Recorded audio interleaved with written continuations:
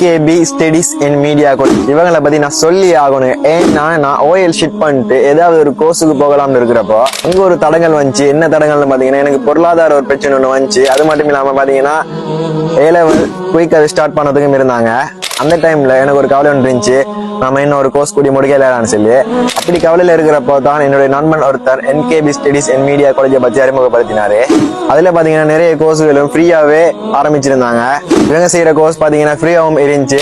இவங்களுடைய கோர்ஸ் முடிச்சுட்டு சர்டிபிகேட் எடுக்கிறதுக்கு மட்டும் ஒரு சிறிய தொகை கட்ட வேண்டியதா இருந்துச்சு. அதுவும் பாத்தீங்கன்னா ஏழை பொருளாதார பிரச்சனையில இருக்கிறவங்க, தாய் தந்தை இழந்தவங்களுக்கு இது ஃப்ரீயாவும் இருந்துச்சு.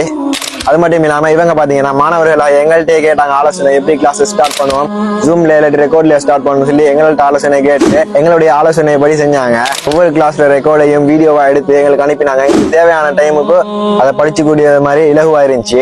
நான் செஞ்ச கோர்ஸ் தான் கிராபிக் டிசைனும் அண்ட் இங்கிலீஷ் கோர்ஸும் செஞ்சேன். உண்மையிலே நல்லா இருந்துச்சு. இவங்க அனுப்பின ரெக்கார்ட் ஒன்றும் எனக்கு யூஸ்ஃபுல்லாகவும் இருந்துச்சு. நான் இவங்கள்ட்ட நிறைய விஷயத்த படிச்சு கொண்டேன்.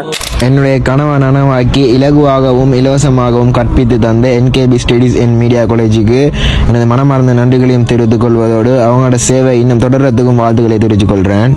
அது மட்டும் இல்லாம நீங்களும் இலவசமாக அந்த மாதிரி நல்ல கோர்ஸ்களை செய்யறதுக்கு இருந்தீங்கன்னா NKB ஸ்டடிஸ் இன் மீடியா காலேஜை தொடர்பு கொள்ளுங்க.